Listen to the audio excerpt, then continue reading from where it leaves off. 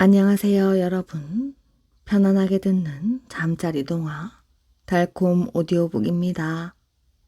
오늘 하루도 즐겁게 잘 보내셨나요? 오늘도 재미있는 이야기 들려드리겠습니다. 오늘은 원앙을 잡은 사냥꾼 이야기를 들려드리겠습니다. 오늘도 편안한 밤 되시길 바랍니다. 수기를 찾아온 원앙. 신라 경문왕 때 김수길이라는 유명한 사냥꾼이 있었답니다. 사냥 실력이 얼마나 뛰어났던지 도성에 사는 사람들 중 그를 모르는 이가 없었답니다. 사람을 잡아먹는 무서운 호랑이나 몸집이 집채만한 포악한 멧돼지도 일단 수길의 눈에 띄기만 하면 그 즉시 죽은 목숨이나 다름없었지요. 수길은 사시사철 때를 가리지 않고 사냥길에 올랐는데 그날따라 유독 사냥이 하고 싶은 생각이 들어 아침을 먹자마자 곧장 집을 나섰지요. 도성을 빠져나와 산길에 오르자 수길은 사냥감을 잡기 위해 주위를 두리번거렸습니다. 웬일인지 산속은 쥐 죽은 듯 조용했지요. 커다란 맹수는커녕 작은 산토끼 한 마리도 수길의 눈에 잡히지 않았답니다. 이미 단풍이 든 지도 오래여서 산길에 수북히 쌓인 낙엽을 밟는 수길의 발자국 소리는 조심스러웠지요. 산중에 사는 짐승들은 귀가 밝아 아주 작은 소리에도 예민해져 자신의 은신처에 몸을 숨기거나 아니면 더 깊은 산속으로 달아나 버리기 때문입니다. 그날 수길이 해질 때까지 사냥감을 찾아 온 산을 헤매 다녔지만 거짓말처럼 단 한 마리의 짐승도 발견할 수가 없었지요. 수길이 사냥꾼이 되고 난 후 생전 처음 있는 일이었습니다. 수길은 터벅터벅 산을 내려왔지요. 화살을 맨 어깨에 턱없이 힘이 빠져 있었답니다. 그러나 수길의 눈빛만은 여전히 살아 움직였지요. 오늘 사냥은 망친 듯 싶었답니다. 들판이 다 끝나갈 무렵 길을 덮을 만큼 큰 억새가 우거진 연못이 나타났지요. 연못에는 절새들이 한가로이 물고기를 잡아먹으며 노늘고 있었답니다. 수길은 절새들을 멍하니 바라보다가 문득 사냥감을 발견한 맹수처럼 눈을 번뜩였지요. 풀이 우거진 연못 한 기슭에 원앙 2마리가 다정하게 몸을 기대고 있는 게 아니겠어요? 수길은 천천히 시위를 당기며 온 정신을 한데 모았습니다. 바람을 가르며 날아간 화살은 정확히 원앙의 가슴을 관통하였지요. 화살에 맞은 원앙은 울음소리도 내지 못하고 그 자리에서 고꾸라졌답니다. 수길이 속으로 쾌재를 부르며 달려갔을 때 나머지 한 마리는 이미 어디론가 사라지고 보이지 않았지요. 수길은 흡족한 마음으로 화살에 맞은 원앙을 집어들었답니다. 그런데 이상하게도 죽은 원앙의 머리가 없었지요. 날카로운 것에 잘려나간 듯 목 부분엔 아직도 피가 흘러나오고 있었답니다. 분명 화살은 원앙의 심장을 관통하였는데 머리가 없어지다니요. 수길은 이상한 생각이 들어 주위를 샅샅이 훑어보았답니다. 그러나 아무리 찾아보아도 원앙의 머리는 보이지 않았지요. 집에 돌아와서도 저녁 내내 수길의 마음은 석연치 않았답니다. 찝찝한 기분을 떨쳐버릴 수 없어 밤이 깊도록 술잔을 기울이던 수길이 깜빡 졸음에 빠졌지요. 그런데 어디선가 희미하게 들려오는 여인의 흐느낌 소리에 곧 잠에서 깨어났답니다. 눈을 뜬 수길은 깜짝 놀랐지요. 자신의 앞에 놓인 술상 맞은편에 아리따운 여인이 앉아 수길을 바라보며 서럽게 흐느끼고 있었답니다. 누구냐? 수길의 목소리는 떨렸지요. 당신은 어찌 그리도 무정하십니까? 여인은 애처롭게 흐느끼며 수길을 바라보았지요. 무정하다니 그게 무슨 말이냐? 저는 오늘 저녁 당신이 쏜 화살에 맞아 죽은 원앙의 아내입니다. 원앙의 아내라니? 한낱 미물에 불과한 날짐승이 어찌 사람의 모습으로 나타날 수 있단 말이냐? 한낱 미물일지라도 남편과 저는 행복했습니다. 당신이 나의 남편을 화살로 쏘아 죽이지만 않았더라면 우리는 더 오래오래 행복하게 살 수 있었겠지요. 그러나 오늘 저녁 남편은 죽고 저는 혼자가 되고 말았지요. 제가 이렇게 사람의 모습으로 당신을 찾아온 이유는 저 또한 죽여달라는 말씀을 드리기 위해서입니다. 남편이 없는 세상에 제가 살아야 할 아무런 이유나 까닭은 없습니다. 그러니 내일 날이 밝거든 연못으로 와서 저를 화살로 쏘아주세요. 저는 어제 남편이 화살에 맞아 죽은 그 자리에 있겠습니다. 제 말이 믿어지지 않으시면 저를 죽인 다음 한쪽 날개 밑을 한번 보세요. 남편이 화살에 맞았을 때 남편의 목을 물어뜯어 그 속에 감추어 두었으니까요. 제발 제 소원을 들어주세요. 이야기를 마친 여인은 자리에서 일어나 호련히 사라져버렸답니다. 그러고는 잠에서 깨었지요. 수길은 불길한 느낌이 들어 다시 잠을 잘 수 없었지요. 뜬 눈으로 밤을 지샌 수길은 아침도 먹지 않고 화살과 전동을 챙겨들고 곧장 원앙을 사냥했던 연못으로 갔습니다. 수길은 자신이 원앙을 쏘아 죽였던 기슭을 바라보았습니다. 그런데 과연 어젯밤 꿈속에 나타났던 여인의 말처럼 그곳에는 원앙 한 마리가 고개를 푹 숙이고 힘없이 앉아 있었지요. 그렇다면 어제 그 꿈이 사실이란 말인가? 모든 것들이 혼란스러웠고 자신이 지금 연못가에 서 있는 것도 꿈처럼 느껴졌답니다. 원앙은 수길을 바라보며 애처롭게 울었지요. 울음소리는 마치 어서 죽여달라는 소리로만 들려 수길의 마음을 더욱 아프게 했답니다. 잠시 후 수길은 천천히 시위를 당겼습니다. 화살은 정확히 원앙의 가슴에 꽂혔고 수길은 참담한 심정으로 원앙에게로 걸어갔지요. 원앙의 숨은 이미 끊어져 있었습니다. 수길은 원앙의 한쪽 날개를 들춰보았지요. 여인의 말처럼, 아니 죽은 원앙의 말처럼 날개 속에는 어제 잡은 원앙의 머리가 들어있었습니다. 수길의 눈에서 뜨거운 눈물이 흘러내렸습니다.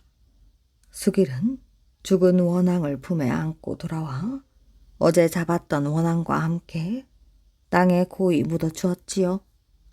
그 후로 수길은 사냥을 그만두고 속세를 떠나 수도의 길을 걸으며 원앙의 영혼과 자신이 사냥한 모든 짐승들의 극락왕생을 빌었다고 합니다. 김상원과 의붓 어머니. 옛날에 김상원이라는 사람이 있었습니다. 호는 청음이라 하였지요. 이 사람이 제주 지방관청을 다스리고 있을 때 제주 백성들을 어질게 잘 다스렸지요. 김상원에게는 아버지는 없고 의붓어미가 있었습니다. 어머니가 의붓어미지만 김상원은 친어머니처럼 효성으로 모셨지요. 어느 해 의붓어미의 생일날이 닥쳐왔습니다. 김상원은 서울에서 혼자 쓸쓸히 생일을 맞이할 의붓어미를 위로하고 축하하기 위해 제주에서 밀감과 여자 갓신을 보내드렸습니다. 의붓어미는 의붓아들의 선물을 받았는데 밀감만 받고 여자 갓신은 도로 돌려보냈지요. 그리고 편지를 썼습니다. 밀감은 제주에서 나는 산물이라 손쉽게 구할 수 있는 것이기 때문에 받겠지만 여자 갓신은 돌려보낸다. 갓신은 비싼 것이어서 너희 노구로는 구할 수가 없을 줄 안다. 이런 비싼 것을 보낸 것을 보니 아마도 백성들을 많이 괴롭혔을 텐데 백성을 괴롭혀가면서 구해보낸 선물을 어찌 받겠느냐? 우리 김씨 가문은 대대로 청렴하기로 이름이 났을 뿐만 아니라 벼슬아치가 되었다고 백성을 괴롭히는 일이 없었는데 너는 어찌하여 이런 높은 가문을 더럽히는 것이냐? 하면서 나무라는 글을 써서 보냈지요. 김상원은 이 편지를 받고 무척 부끄러워하며 백성들에게 힘껏 잘해주지 못한 것을 뉘우쳤답니다. 그 뒤 김상원은 임기가 다 되어 서울 집으로 왔지요. 집에 들어가려 하니 의붓어머니는 집으로 들어오지 못하게 했습니다. 그 이유는 집에 들어오면 조상의 신주를 모신 사당에 가서 배워야 하는데 고을 백성들을 괴롭힌 더러운 몸으로 어떻게 조상을 대할 수 있느냐 하는 것이었지요. 그래서 김상원은 집 안에 들어가지 못하고 대문 밖에서 하룻밤을 새웠습니다.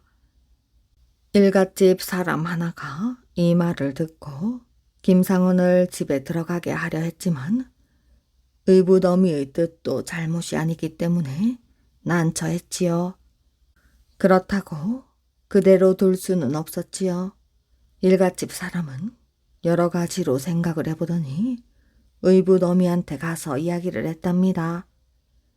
상원을 저렇게 꾸지람하시는 것은 잘못이 아닙니다마는 그러나 아주머니께서는 하나만 알고 다른 중요한 것을 미처 생각하지 못하신 것 같습니다. 상원이 제주도로 간 것은 임금이 바로 벼슬을 주어 간 것인데 이러한 벼슬을 받은 사람을 저와 같이 구박을 하면 임금을 구박하는 것과 같지 않습니까? 의붓어미는 그 말을 듣고 그것까지는 미처 생각 못했소 하고는 바로 김상원을 집으로 들어오게 하였지요. 그리고 조상을 모신 사당에 가서 인사를 드리게 하였답니다.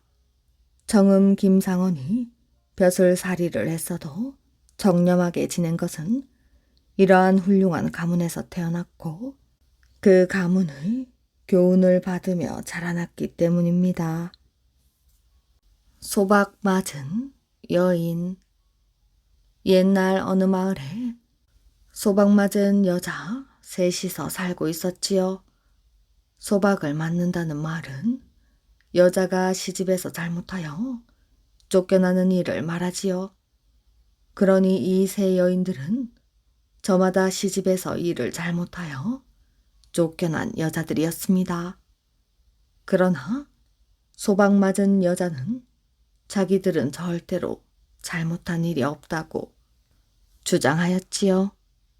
세 여인이 한 자리에 모여 앉아 저마다 소박 맞게 된 이야기를 늘어놓기 시작했습니다. 첫 번째 여인의 이야기입니다. 어느 날 밤 남편이 담뱃대를 쭉쭉 빨고는 부인을 불렀지요. 여보, 왜 그래요? 이 담뱃대를 받아서 좀 털어가지고 와요. 아이고, 담뱃대는 당신이 좀 털어요. 좀 털어오라니까. 할 수 없이 부인이 자리에서 일어나 남편의 담뱃대를 받아쥐었습니다. 마침 반들반들한 차돌바위 같은 것이 보였지요.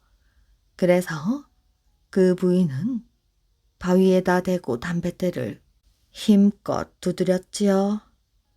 아얏! 남편의 비명소리가 들렸습니다.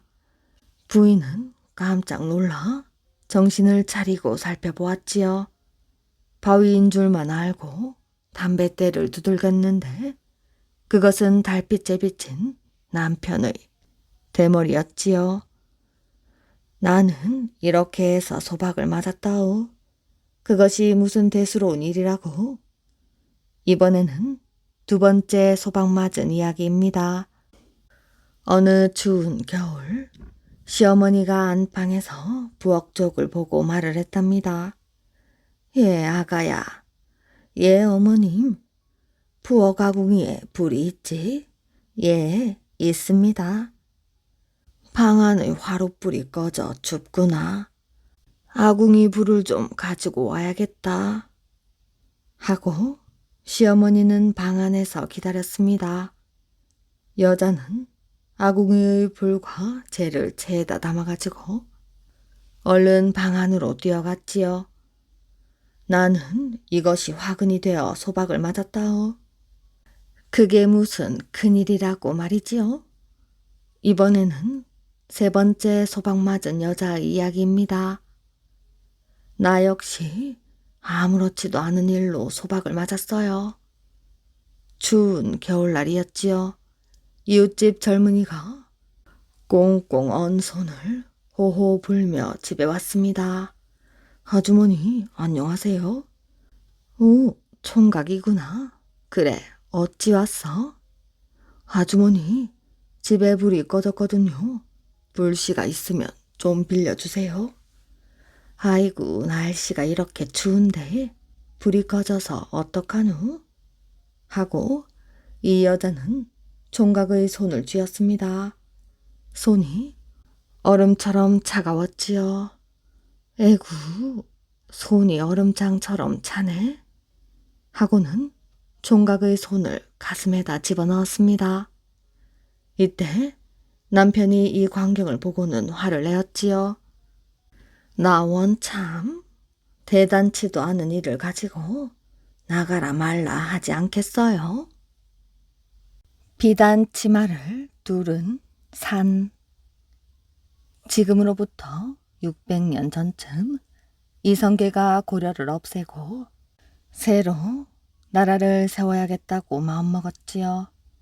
그래서 우리나라 여러 유명산에 가서 기도를 드려 산신님의 도움을 받으려고 여기저기 명산을 찾아다니며 100일 기도를 하기로 하였답니다. 먼저 충청도 계룡산에 갔지요. 이 땅의 왕이 되고 싶으니 도와주십시오. 그러니 계룡의 산신은 여기는 정씨의 돕터이니 여기 와서 기도를 드려야 소용없다 하며 기도를 받아주지 않았답니다. 그래서 이거 안 되겠소. 내 소원을 들어주지 않는 산이니 계룡산이라고 하지 말고 압정산이라 불러야겠다 하면서 경상도 지리산으로 갔지요. 그런데 지리산의 산신도 이성계의 기도를 받아주지 않았답니다. 이성계는 이 산신을 괘씸하게 여겨 전라도로 귀양을 보냈지요. 그래서 지리산은 경상도에 있으면서도 전라도 지리산이라고 부르게 되었다는 이야기입니다. 이성계는 남의 섬을 찾아가 제일 높은 보광산에서 기도를 드렸지요. 그랬더니 산신이 나타났습니다. 너의 소원대로 해주면 무엇으로 보답할 것이냐? 하고 물었지요. 이성계는 산신님은 여자이시니 비단 치마를 입혀드리겠습니다. 하고 대답을 했지요. 이성계는 여기서 100일 기도를 한 보람이 있어 조선이라는 나라를 세우고 또 임금이 되었답니다. 이성계는 보광산의 도움으로 임금이 되었기 때문에 그 은공을 갚기 위해 산 전체를 비단치마로 감아주려고 했지요. 그래서 신하들더러 비단치마를 마련하라고 했습니다. 신하들은 이 말을 듣고 걱정이 되었지요. 그 큰 산 전체에다가 비단치마를 둘러주자면 엄청나게 많은 비단이 있어야 하는데 그렇게 많은 비단을 구해낼 도리가 없었답니다. 그래서 신하들은 크고 넓은 보광산에 비단치마를 둘러주자면 비단이 이만저만 드는 게 아닌데 그 비단을 사들일 돈이 국고에는 없습니다. 그리고 산에다 비단치마를 입힌다 하여도 몇 해를 못 가서 다 해지게 되니 비단치마를 입히는 대신 산 이름에 비단 금자를 넣어 금산이라고 하면 오래오래 비단치마를 입고 있는 것이 되오니 그렇게 하는 것이 좋을 것 같습니다. 이성계도 이 말을 들어보니 그럴듯하여 보광산을 금산이라고 불렀답니다. 금산은 명산이기에 영험이 많습니다. 아들을 못 낳는 사람이 기도를 드리면 아들을 낳고 소원이 있는 사람이 기도를 드리면 그 소원이 이루어진다고 전해지고 있답니다. 세상에서 가장 무서운 것. 옛날 어느 산골에 할아버지 한 분이 살고 있었습니다. 할아버지는 마을과 꽤 떨어진 산속에 초막을 짓고 혼자 살고 있었지요. 할아버지는 낮에는 약초를 캐고 밤이면 칡덩굴로 바구니를 만들면서 시간을 보냈답니다. 사람을 만나는 일은 어쩌다 약초나 바구니를 팔기 위해 마을에 내려가는 때뿐이었으므로 할아버지는 언제나 외로운 나날을 보내고 있었지요. 마을 동무라도 하나 있으면 좋으련만. 할아버지는 한숨을 쉬며 신세 한탄을 하곤 하였습니다. 바로 그때 누군가 문 밖에서 중얼거리며 다가오는 소리가 들렸지요. 이 밤중에 누가 산길을 지나는 것인가? 할아버지가 귀를 기울여 보니 발소리는 할아버지의 집을 향해 점점 다가오고 있었습니다. 할아버지는 반가움에 방문을 열었지요. 누군가? 칠흑 같은 산속 어둠 때문에 문 밖의 사람이 누구인지는 알 수가 없었답니다. 심심하여 견딜 수가 없어요. 뭐 재미있는 일이라도 없을까 하여 어슬렁거리는 참입니다. 문 밖의 사람이 대답을 했습니다. 어서 오시게. 나도 꽤나 심심하던 참이었소. 귀에 익은 음성은 아니었지만 할아버지는 그 손님을 반갑게 맞아들였지요. 손님이 성큼성큼 방 안으로 들어왔습니다. 그런데 방에 들어온 손님은 사람이 아니라 도깨비가 아니겠어요? 할아버지는 벌벌 떨었습니다. 할아버지, 그렇게 겁내실 건 없습니다. 우리 도깨비도 사귀고 보면 좋은 점도 있으니까요. 도깨비는 껄껄 웃으며 말을 하였지요. 그 말을 듣고 보니 뿌리며 얼굴 생김새며 조금 흉측하기는 했지만 해코지를 할 만큼 나쁜 도깨비는 아닌 것 같아 할아버지는 조금 안심이 되었답니다. 산속 사는 재미가 어떠신지요? 그저 견딜만 하구려. 좀 쓸쓸할 때면 이렇게 친구가 찾아주니 문제될 것 없지요. 할아버지는 마음을 가라앉히고 제법 여유를 찾은 모습으로 대답을 하였답니다. 나를 친구로 받아주시니 고맙습니다. 심심할 때면 종종 오겠습니다. 도깨비는 이런저런 이야기를 늘어놓았지요. 마을 소식을 전해주는가 하면 듣도 보도 못한 신기한 이야기도 해주었지요. 할아버지는 도깨비의 이야기가 재미있어 시간 가는 줄도 몰랐답니다. 그날 이후 도깨비는 할아버지가 고적한 시간을 보낼 때에면 용케 알고 찾아와 한참씩이나 말동무를 해주곤 하였지요. 이렇게 되고 보니 할아버지는 정말로 도깨비와 친구가 되고 말았습니다. 그런데 도깨비와 친구가 된 후 할아버지에게 아주 놀라운 일이 벌어졌지요.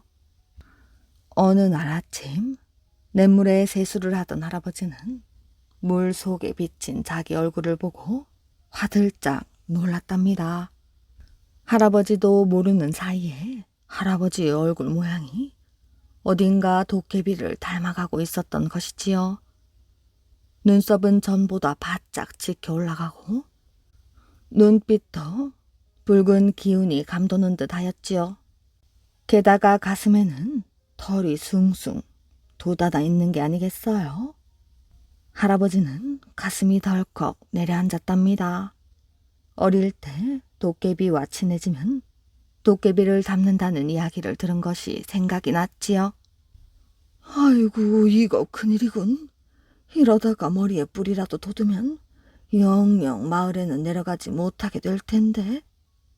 할아버지는 걱정이 되어 다시는 도깨비를 만나지 않을 방법을 생각했습니다. 여태 친하게 지내던 도깨비에게 다시는 찾아오지 말라고 하는 일은 매정해 보였고, 자칫하면 도깨비를 화나게 만들어 봉변을 당하게 될지도 모를 일이었지요. 아무래도 더 이상 도깨비를 가까이 하지 않는 게 좋겠어. 역시 사람은 사람과 어울려 살아야 하는 것이지. 며칠 동안 고민에 빠져있던 할아버지는 마침내 한 가지 방법을 생각해내고는 도깨비가 오기를 기다렸답니다. 어느 날 밤 도깨비가 찾아왔지요. 할아버지는 시치미를 뚝 떼고 다른 날과 똑같이 이야기를 나눴습니다. 여러 이야기 끝에 할아버지가 슬그머니 물었지요. 이보게, 자네들은 이 세상에 무서운 것이라고는 없으니 참 좋겠네 그려. 그야, 우리는 무서운 게 없지요. 단 한 가지를 빼곤 말입니다. 오, 단 한 가지라니? 그렇다면 자네들도 무서운 것이 있단 말인가?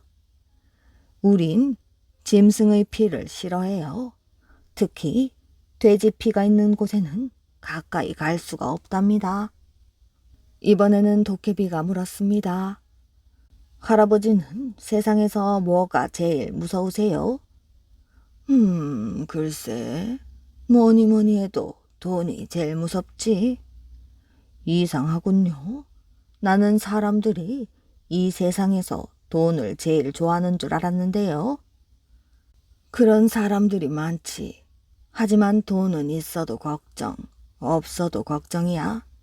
이 세상의 많은 범죄가 바로 돈 때문에 생기는 것이라고. 그건 그래요. 이야기를 듣고 보니 돈은 좋은 것이 아니군요. 아무튼 나는 돈이 무서워서 이렇게 외딴 집에 혼자 살고 있다네. 이렇게 살면 돈이 필요 없거든. 우연히 꺼낸 말이지만 할아버지 자신이 생각하기에도 그럴싸하게 들렸답니다. 도깨비는 그날 밤도 할아버지와 이런저런 이야기를 나누다가 돌아갔습니다. 내일 밤에 또 와주겠나? 할아버지가 원하시면 또 오고 말고요. 도깨비는 이렇게 말하고 숲속으로 사라졌지요. 다음 날 할아버지는 날이 밝자마자 마을에 내려가 돼지 피를 잔뜩 얻어왔습니다. 밤이 되자 할아버지는 집 주변에 돼지의 피를 잔뜩 뿌려놓았지요. 남은 피는 항아리째 방문 앞에 두었지요. 도깨비가 할아버지의 집에 다시는 오지 못하게 하려는 것이었지요. 얼마 후 도깨비의 발소리가 들렸습니다. 집으로 들어오던 도깨비는 놀라서 외쳤지요. 할아버지, 웬 피가 이렇게 쏟아져 있어요? 할아버지는 방 안에서 내다보지도 않았지요. 도깨비는 다급히 방으로 들어가려다가 그만 비 항아리를 엎지르고 말았습니다. 비범벅이 된 도깨비가 울부짖었지요. 비가 무서워. 도깨비는 가엾게도 비명을 지르면서 산 속으로 정신없이 도망쳤습니다. 미안하네. 정말 어쩔 수가 없었네. 할아버지는 도망치는 도깨비를 바라보면서 혼잣말을 했습니다. 그런데 할아버지의 마음은 변치 않았지요. 오히려 그동안 친구로 지내면서 정들었던 도깨비와 영영 헤어진다고 생각을 하니 섭섭한 마음이 들었답니다. 다음 날 할아버지는 하루 종일 울적하게 지냈지요. 차라리 솔직하게 이야기를 하고 작별 인사를 하는 게 좋았을걸. 할아버지는 후회가 되었답니다. 다시 밤이 되었지요. 할아버지는 다시는 도깨비가 오지 않으려니 생각을 하며 예전처럼 자기 신세를 한탄하며 시간을 보내고 있었답니다. 얼마나 지났을까요? 문 밖에서 도깨비가 부르는 소리가 들렸지요. 할아버지, 주무세요? 아닐세, 어서 오게. 어제는 내가 좀 지나쳤지? 할아버지는 반가운 마음에 벌떡 일어났습니다. 그때 밖에서 무언가가 쏟아지는 소리가 들렸지요. 저는 지금까지 할아버지를 친구로 생각했는데 다시는 할아버지를 친구로 생각하지 않을 거예요. 할아버지는 미안한 마음에 아무 말도 할 수가 없었지요. 이번에는 할아버지 차례예요. 어디 한번 당해보세요. 할아버지도 무서운 것 하고 살아보세요. 나는 그만 갑니다. 도깨비는 이 말만 남기고 산속으로 가버렸습니다. 할아버지가 문을 열고 나와보니 마당에는 엽전이 수북히 쌓여 있었지요. 지금까지 본 적 없는 많은 돈이었답니다. 도깨비는 돈이 제일 무섭다는 할아버지의 말을 기억하고 할아버지를 골탕 먹일 셈이었던 거지요. 생각지도 않게 많은 돈을 얻게 된 것이 기쁘기도 하였지만 도깨비 친구를 섭섭하게 한 일 때문에 할아버지는 마음 한구석이 내내 울적하였답니다. 효자 노릇을 한 호랑이. 옛날 옛적 어느 산골 외딴 집에 한 총각이 홀 어머니를 모시고 살았답니다. 총각은 나무를 베다가 숯을 구워 장에 내다 팔아가지고 어머니를 복양하며 살았지요. 이 총각이 아주 효자여서 홀 어머니 복양이 지극했답니다. 늙으신 어머니가 행여 추울세라 시장할세라 온갖 정성을 다해서 극진히 모셨지요. 하루는 총각이 숯을 구워가지고 장에 갔습니다. 장에 가서 숯을 팔아가지고 어머니 잡수실 고기도 사고 어머니 입으실 옷도 사서 집으로 돌아오고 있었지요. 그런데 그날따라 장보기가 더디어 그만 날이 저물고 말았습니다. 벌써 날이 저물었군. 지금쯤 어머니가 얼마나 기다리실까? 어서 가서 어머니께 고깃국도 끓여드리고 새 옷도 입혀드려야지. 이렇게 생각하고 걸음을 재촉했답니다. 집으로 가자면 큰 고개를 하나 넘어야 하는데 고갯길에 막 접어드니 호랑이란 놈이 눈에 불을 켜고 슬금슬금 다가오는 게 아니겠어요? 총각은 그 자리에서 꼼짝을 못하고 서 있었답니다. 총각이 정신을 가다듬고 가만히 생각을 해보니 늙으신 어머니가 혼자서 어떻게 살아갈지 걱정이 되었답니다. 그래서 호랑이에게 사정을 했지요. 호랑아, 나를 잡아먹더라도 조금만 기다렸다가 잡아먹으렴. 집에 계시는 어머니께 하직 인사라도 하게 해다오. 집에 가서 고기하고 새 옷을 어머니께 드리고 도로 나올 터이니 그때 날 잡아먹으려무나. 이렇게 빌었더니 슬금슬금 다가오던 호랑이가 그 말을 알아들었는지 갑자기 걸음을 멈추었답니다. 그러고는 한참을 있더니 다짜고짜 빙글 돌아서 등을 대고 꼬리로 제 등을 툭툭 쳤지요. 호랑아, 어쩌라고 그러느냐? 네 등에 업히란 말이야? 그랬더니 호랑이가 고개를 끄덕끄덕 하는 것이었지요. 그래서 총각이 호랑이 등에 업혔지요. 등에 업히니 껑충껑충 뛰어 쏜살같이 고개를 넘어갔습니다. 그 큰 고개를 눈 깜짝할 사이에 넘어가지고 집 앞에까지 와서 딱 하고 멈추었지요. 이 호랑이가 내 말을 알아듣고 어머니께 하직 인사하라고 데려왔나 보다. 어쨌거나 고마운 일이네. 이렇게 생각을 하고 호랑이 등에서 내렸지요. 얘야, 오늘은 어찌 이리 늦었느냐? 무슨 일이라도 있었던 것이야? 장보기가 더디어 이렇게 되었습니다. 어머니, 걱정 마시고 잠깐만 기다리세요. 그리고 총각은 고깃국을 끓이고 새 옷을 입혀드리고 난 후 어머니, 혹시 제가 돌아오지 않더라도 마음 편히 잡수시고 내일 날이 밝는 대로 고개 넘어 친척 집으로 가십시오. 거기 가시면 굶는 일은 없을 것입니다. 그러고는 도로 밖으로 나왔지요. 그런데 집 앞으로 나와보니 호랑이가 온데간데 없어졌답니다. 그래서 총각은 목숨을 건졌지요. 그러고 며칠이 지나 또 숯을 팔러 장에 갔답니다. 숯을 팔고 집에 돌아오는 길에 전에 호랑이를 만났던 고갯길에 막 들어서니 집채만한 것이 눈앞을 또 가로막고 있었지요.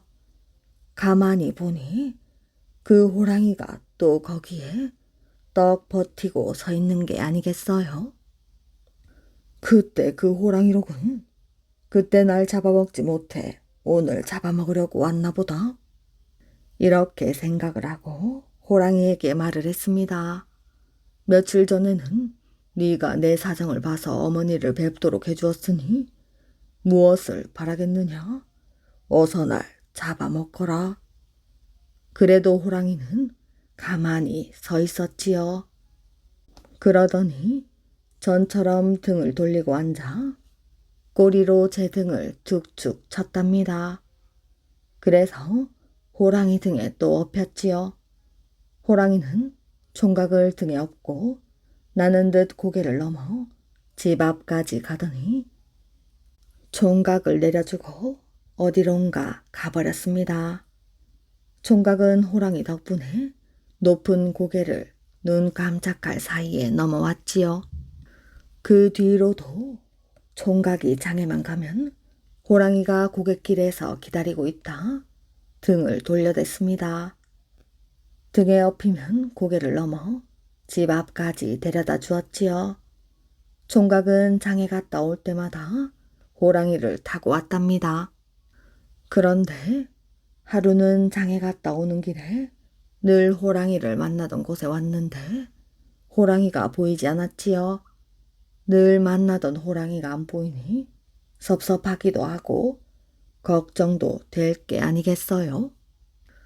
어찌된 일인가 하고 걱정을 하면서 혼자 고갯길을 오르다 보니 산속에 웬 사람들이 많이 모여 있었답니다. 가보니 사람들이 커다란 구덩이를 파놓았는데 거기에 호랑이가 빠져서 오도 가도 못하고 으르렁거리고 있는 게 아니겠어요? 가만히 보니 저를 업고 다니던 그 호랑이였지요.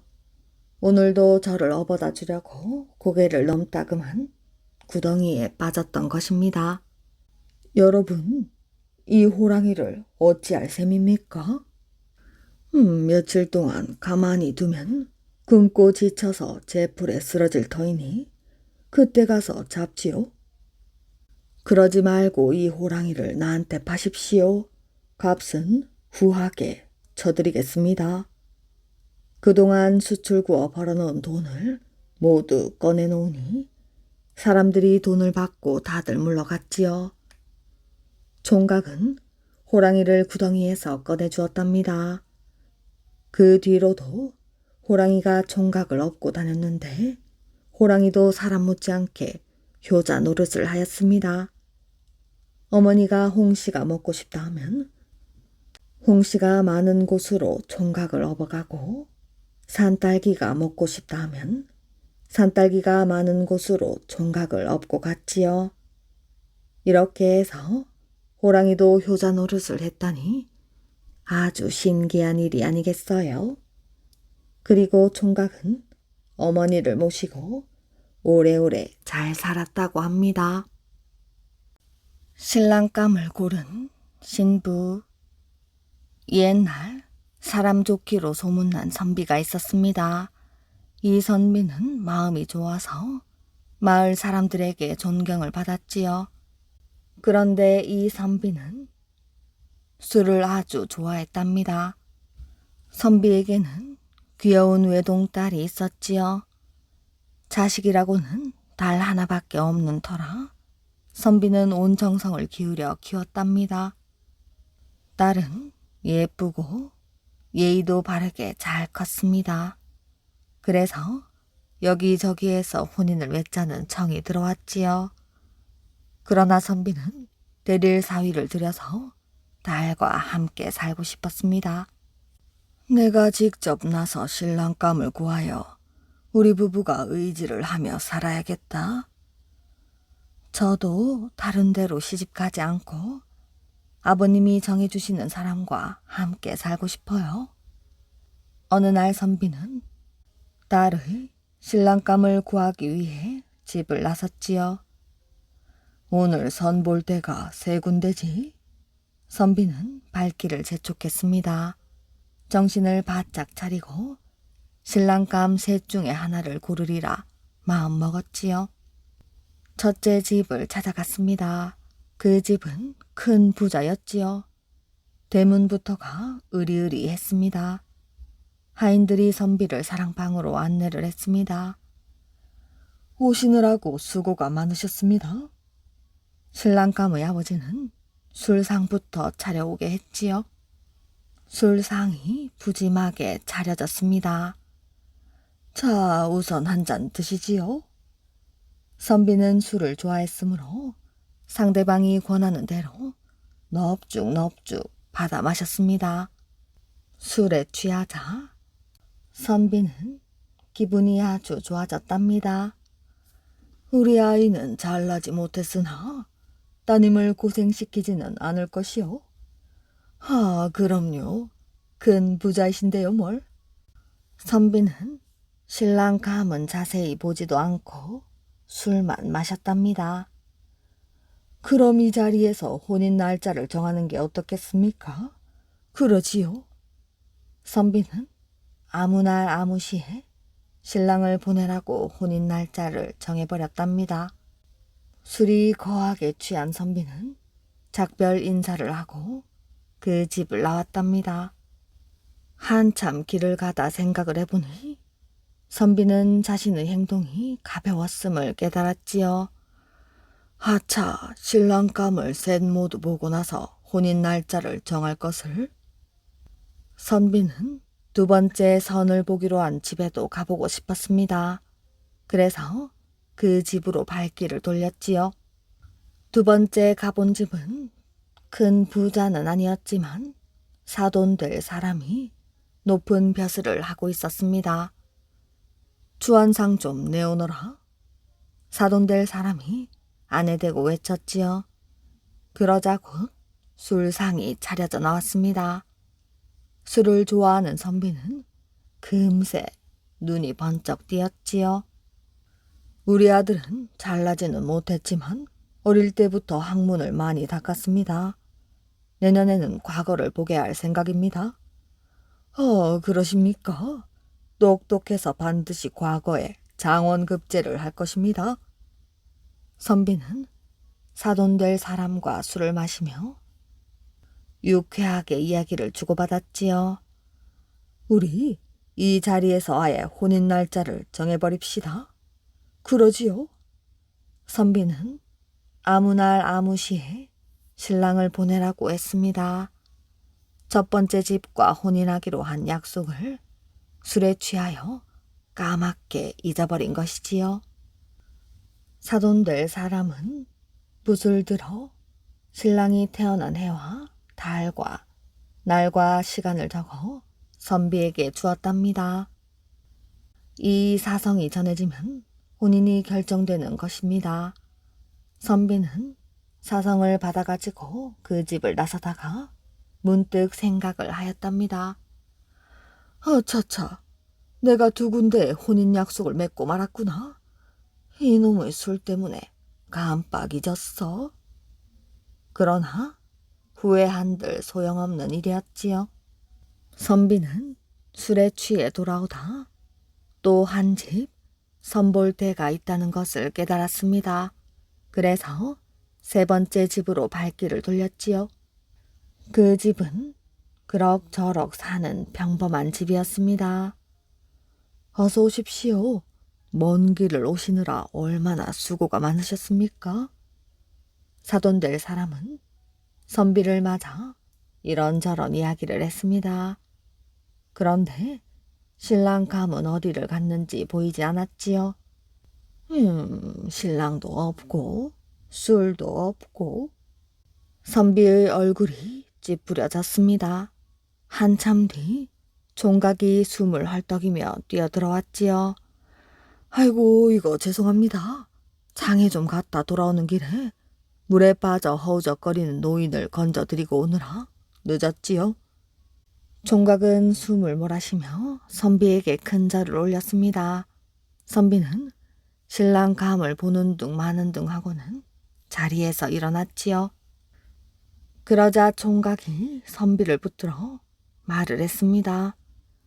제가 사온 술 한 잔 드시고 가셔야지요.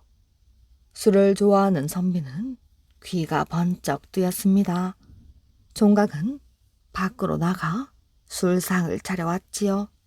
한참 기다리는 동안 술이 깼는지 술맛이 꿀맛 같았습니다. 어떻습니까? 제 자식이 마음에 드십니까? 사돈될 사람이 넌지시 물어봤지요. 선비는 술에 취해 웃으며 말을 했답니다. 마음에 쏙 듭니다. 아예 혼인 날짜를 정하시지요. 선비는 아무 날 아무 시에 신랑을 보내라고 했습니다. 그 집을 나왔을 때 선비는 술에 잔뜩 취해서 비틀거리며 집으로 향했지요. 신랑감이 모두 마음에 드는군. 선비는 술에 잔뜩 취했는데도 용케 집으로 왔습니다. 아내가 달려나와 선비를 부축했지요. 아유, 또 술을 잔뜩 마셨군요. 신랑감은 어떻습니까? 모두 마음에 들어. 셋 다 아주 잘나고 똑똑해. 그래서요? 그래서 셋 다 혼인 날짜를 정해주었지. 어머, 우리 딸아이를 새 총각한테 준다는 말이에요? 선비는 술이 확 깨었습니다. 이거 야단났군. 그날 저녁부터 선비는 끙끙 앓아 누웠지요. 세 군데의 혼처를 정해버렸으니 한날 한시에 신랑 세 사람이 몰려올 것입니다. 그놈의 술 때문에. 선비는 한숨만 푹푹 몰아쉬었답니다. 그때 딸이 아버지가 있는 사랑방으로 들어왔지요. 아버님, 세 군데의 재혼처를 정한 것 때문에 병환이 나셨지요? 한날 한시에 신랑 될 사람 3명이 우리 집에 몰려올 것이지요? 그렇지. 이번에는 제가 나서서 신랑 1명을 고르겠습니다. 아버님, 아무 걱정도 마세요. 아무 일 없이 잘 되겠니? 네, 그 일은 저한테 맡기시고 기운을 차리세요. 마침내 혼인 날짜가 되었답니다. 마을 사람들은 큰 구경거리를 만난 듯 앞을 다투어 몰려들었지요. 총각 3명은 마당에 깔아놓은 돗자리에 나란히 앉아 어리둥절한 표정을 지었답니다. 세상에 이런 일도 있담.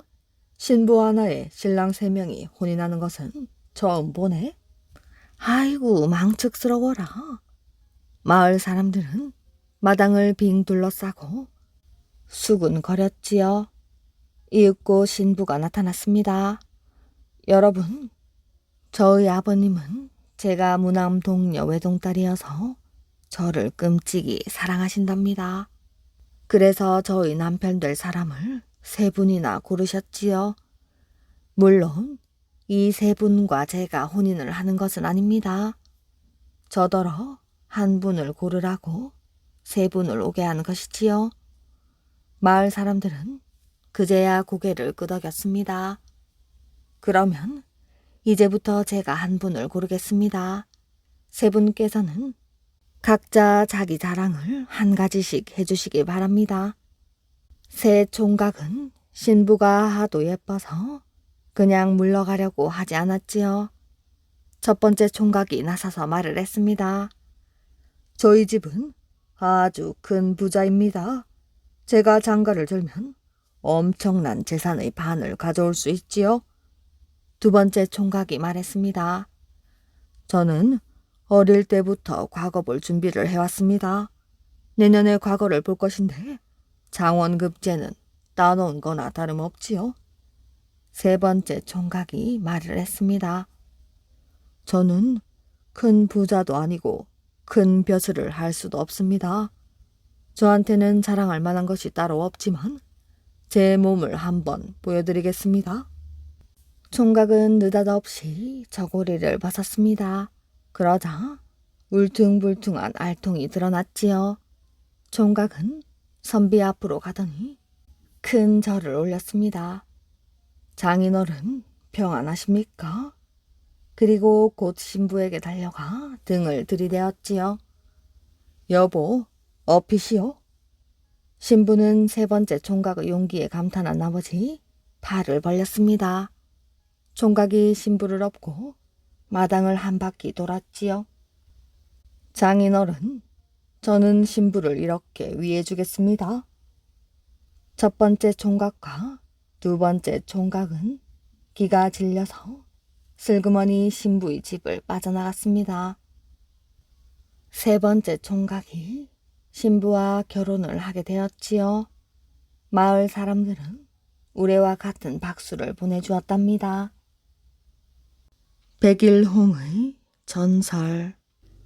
옛날 어느 해안 지방에 마을 사람들이 모두 모여 1년에 한 번 큰 제사를 지냈답니다. 사람들은 정성껏 음식을 마련해 상을 차리고 마을의 안녕을 기도했지요. 그리고 작은 배에 예쁜 처녀를 실어 재물을 삼아 바다로 보냈답니다. 언제부터인지 이 지방에는 사나운 바다 괴물이 출몰하기 시작했지요. 그러고는 마을을 쑥대밭으로 만들어 놓고 예쁜 처녀들을 마구잡이로 잡아갔지요. 그러자 사람들은 큰 제사를 지내고 처녀 하나를 제물로 바쳐 바다 괴물의 행패를 줄여보자고 했답니다. 처녀를 제물로 바친 뒤 거짓말처럼 바다 괴물은 나타나지 않았답니다. 그 해에도 곧 제사를 지낼 때가 슬슬 다가오고 있었지요. 사람들은 제사 준비를 하는 한편 제물로 바칠 처녀를 뽑았답니다. 이번에 뽑힌 처녀는 마을에서 제일 착하고 예쁜 몽실이었지요. 그 가족들은 매일같이 눈이 퉁퉁 붓도록 울기만 하였답니다. 그날도 몽실이는 우물가에서 엉엉 울며 빨래를 하고 있었지요. 내가 죽으면 우리 늙으신 부모님은 어떻게 할꼬? 마침 그 곁을 지나가던 선비가 무슨 일인가 싶어 몽실이에게 다가갔지요. 왜 그리 우십니까? 무슨 사연이라도 있으신 거예요? 그러자 몽실이는 눈물 닦으며 자기는 곧 바다 괴물에게 제물로 바쳐질 거라고 대답했답니다. 걱정 마십시오. 제가 그 못된 바다 괴물을 무찌르고 아가씨와 마을을 구해드리지요. 선비는 곧 마을 사람들을 찾아가 말을 했답니다. 제가 이 처녀 대신 배를 타고 바다로 나가겠습니다. 선비는 용감하게 말을 했지만 마을 사람들은 고개를 저었지요. 큰일 날 소리 하지 말아요. 그 괴물이 얼마나 무서운지 알기나 하시오. 당신 같은 젊은이는 상대도 되지 않소. 괜히 명만 재촉할 뿐이니 가던 길이나 가시오. 사람들은 선비가 잘못 나섰다가 행여 마을에 더 큰 피해를 입힐까 봐 두려웠던 것이지요. 왜 해보지도 않고 겁부터 내십니까? 제가 기필코 그 괴물을 없애고 오겠습니다.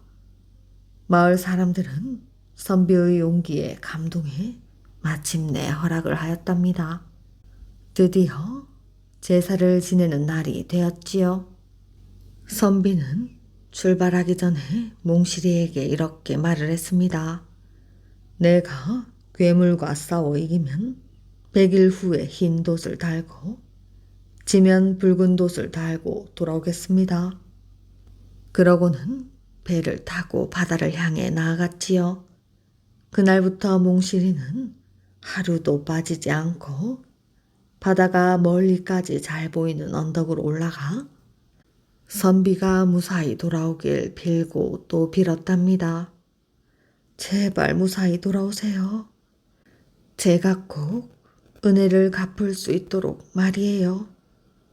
한편 배를 타고 바다로 나간 선비는 갑자기 주위가 어두워지는 것을 느꼈습니다.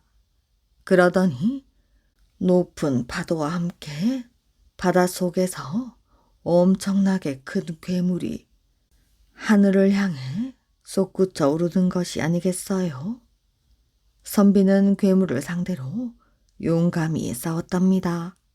싸움은 밤낮으로 계속되었지요. 하루가 지나고 이틀이 지나고 사흘이 지나 어느덧 99일째가 되었답니다. 선비는 있는 힘껏 괴물의 목을 향해 칼을 던졌지요. 선비가 던진 칼은 괴물의 몸에 정확하게 맞았습니다. 괴물은 엄청난 소리를 내며 바닷속으로 사라졌지요. 바다는 곧 잠잠해졌고 괴물의 피로 붉게 변해갔답니다. 한참을 지켜보던 선비는 마침내 괴물을 물리쳤다는 사실을 깨달았지요. 기쁜 마음에 급히 흰 돛을 달아올렸습니다. 내가 해냈어. 빨리 돌아가야지. 선비가 잠시 방심하는 순간 죽은 줄만 알았던 괴물이 피를 쏟으며 솟아올랐다 가라앉았습니다. 그 바람에 흰 돛은 붉게 물들고 말았지요. 긴장했던 젊은이는 하얀 돛이 붉게 물들었다는 것도 모른 채 서둘러 배를 몰았답니다. 드디어 100일이 되던 날 멀리서 배가 보이기 시작했지요. 몽실이는 가슴을 졸이며 돛의 색을 살폈습니다. 점점 다가오는 배의 돛은 불띠 붉었지요. 선비님이 저 때문에? 붉은 돛을 본 몽실이는 울다 그만 자리에 쓰러져 숨을 거두고 말았답니다. 선비는 뒤늦게 이 사실을 알고 무척 슬퍼했답니다. 이듬해 몽실이가 선비를 기다리던 언덕에는 붉은 꽃이 피었습니다. 사람들은 한 번도 본 적 없는 그 붉은 꽃을 100일 동안 선비를 기다리다 죽은 몽실이 생각을 하며 백일홍이라 불렀지요.